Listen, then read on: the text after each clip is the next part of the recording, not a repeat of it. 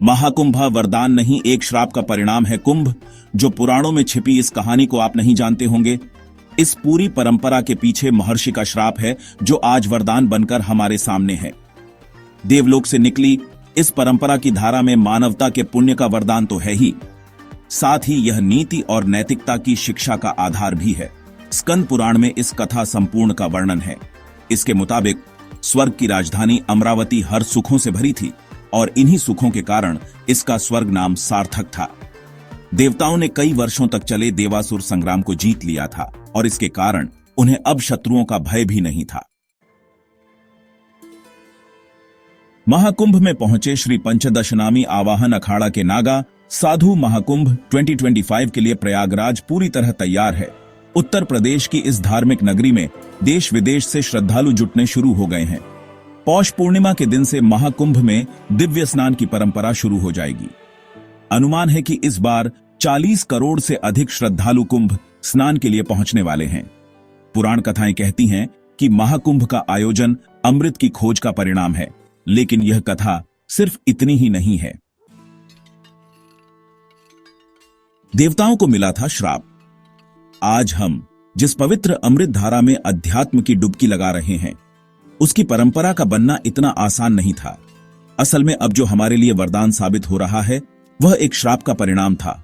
ऐसा श्राप जो देवताओं को मिला, जिससे एक समय मानवता खतरे में पड़ गई थी, लेकिन समय के साथ वही श्राप मानव समुदाय के लिए वरदान साबित हुआ। स्कंद पुराण में दर्ज है कथा। इस पूरी परंपरा के पीछे एक आरष्य का श्राप है, जो आज वरदान बनकर हमारे सामने है। देवलोक से निकली इस परंपरा की धारा में मानवता के पुण्य का वरदान तो है ही, साथ ही यह नीति और नैतिकता की शिक्षा का आधार भी है। स्कंद पुराण में इस कथा का वर्णन है। इसके मुताबिक स्वर्ग की राजधानी अमरावती हर सुखों से भरी थी और इन्हीं सुखों के कारण इसका स्वर्ग नाम सार्थक था।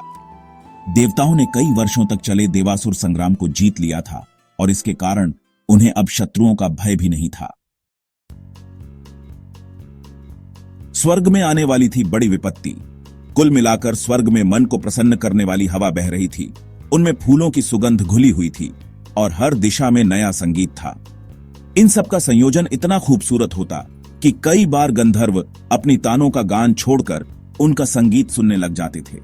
इसका असर यह था कि अब देवता भी धीरे धीरे अपने कर्तव्यों को छोड़कर आमोद प्रमोद में लगे रहते और उनके अधिपति इंद्र तो राग रंग में ऐसे डूबे थे कि अब उन्हें झांत ही नहीं था कि संसार के प्रति भी उनका कुछ दायित्व है। वह गंधर्वों से दिन के 8 पहर नए नए राग सुनते और सोमरस के मद में चूर रहते थे। एक बारगी तो यह सब सुख के चिन्ह थे, लेकिन असल में यह आने वाली विपत्ति का शोर था। जब अभिमानी हो गए थे इंद्रदेव, इन सब के पीछे का कारण था देव दानवों का वह युद्ध, जिसमें देवराज इंद्र ने विजय पाई थी। हालांकि उन्हें विजय त्रिदेवों ब्रह्मा विष्णु महेश के कारण मिली थी, लेकिन विजय का अभिमान ऐसा हो गया कि वह अब सोच बैठे थे कि अब कोई आक्रमण होगा ही नहीं। देवगुरु बृहस्पति की चिंता भी यही थी। वह भविष्य की आशंका से कम चिंतित थे, लेकिन वर्तमान में संकट यह था कि राग रंग में डूबे देवराज अब ग्रहमंडल की बैठक भी नहीं कर रहे थे। इससे एक बार फिर संसार का संतुलन बिगड़ने लगा था। ऋषि दुर्वासा ने की थी। इंद्रदेव को समझाने की कोशिश सप्तर्षियों ने इसके लिए चिंता जताई थी, लेकिन अभी हुए युद्ध के कारण वह भी इस शांति को भंग नहीं होने देना चाहते थे। लेकिन कई पक्ष बीत जाने के बाद अब उन्हें चिंता होने लगी थी। ग्रहमंडल की बैठक नहीं हुई तो नक्षत्रों का सारा विधान रुक सकता था, संतुलन बिगड़ सकता था। इस चिंता को दूर करने ही देवराज इंद्र से बैठक बुलाने का अनुरोध करने ही ऋषि दुर्वासा सप्तऋषियों के प्रतिनिधि बनकर देवलोक की ओर बढ़े। नारद मुनि से राह में हुई मुलाकात। ऋषि दुर्वासा को इंद्र के अभिमान का अंदाजा तो था, लेकिन फिर भी वह सोच रहे थे संकट को समझाने पर वह इस स्थिति को जरूर समझ लेंगे। जब ऋषि दुर्वासा देवराज को समझाने चले तो रास्ते में उनकी मुलाकात देवर्षि नारद से हो गई। देवर्षि नारद के हाथ में बैजयंती पुष्पों की माला थी, जिसकी सुगंध तीनों लोकों तक फैलती थी और दिव्य ऐसी कि पहनने वाले को सम्मोहित कर देती थी। नारद मुनि ने उनके कार्य को महान बताते हुए माला उन्हें भेंट कर दी। ऋषि दुर्वासा ने इस माला को रख लिया और सोचा कि देवराज इंद्र को यह माला भेंट कर देंगे। अर्षि का हुआ स्वर्ग में अपमान। अर्षि ने सोचा कि इंद्र अगर उनकी बात न भी समझें तो भी इस दुर्लभ उपहार से उन पर उनकी बात सुनने का एक दबाव जरूर पड़ेगा। इन्हीं बातों को सोचते गुनते आशी देवलोक की पहुंच गए। देवलोक पहुंचे दुर्वासा को प्रारंभ से ही अनिष्ट की आशंका लगने लगी। वह इंद्र के मन में जगह अभिमान को समझ गए थे। द्वारपाल के सूचना दिए जाने के बाद भी वह अभी तक उन्हें स्वागत सहित सभा में ले जाने नहीं पहुंचे थे। ऋषि ने इन बात को बहुत छोटा मानकर ऐसे विचारों से झटक दिया। देवराज इंद्र पर आया ऋषि क्रोध।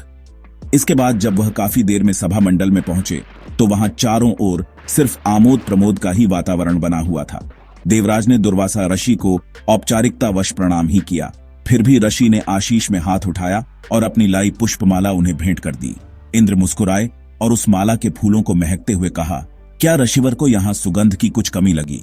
ऐसा कहकर इंद्र ने अभिमानवश उस पुष्पमाला को ऐरावत के गले में डाल दिया और ऐरावत ने उसे गले से उतारकर अपने पैरों तले रौंद डाला। अपनी भेंट का अपमान देखकर महर्षि दुर्वासा को बहुत क्रोध आया। दुर्वासा ऋषि ने देवताओं को दिया श्राप। दुर्वासा, जो कि बहुत क्रोधी ऋषि के तौर पर पहचाने जाते हैं, वह अब तक अपने गुस्से को दबाए बैठे थे, लेकिन इंद्र की इस तरह हरकत और लगातार हो रही गलतियों से उनके क्रोध का ज्वालामुखी फूट पड़ा। वह गुस्से में जोर से गरजे और कहा कि जिस विजय, ऐश्वर्य और धन धान्य के अभिमान में तुम नैतिकता भूल हो चुके हो, वह तुमसे छिन जाएगा।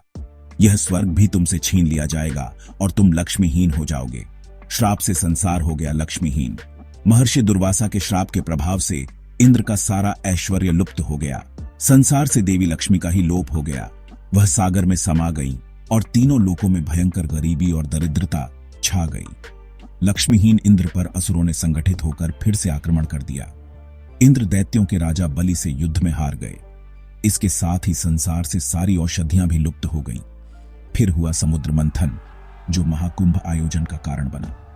राजा बलि ने तीनों लोकों पर अपना अधिकार कर लिया।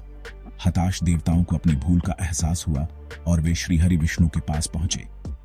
तब भगवान विष्णु ने उन्हें समुद्र मंथन का रास्ता सुझाया और इसी मंथन से अमृत निकला, जिसकी छीनाजपटी में वह देश के 4 तीर्थ स्थानों पर गिरा।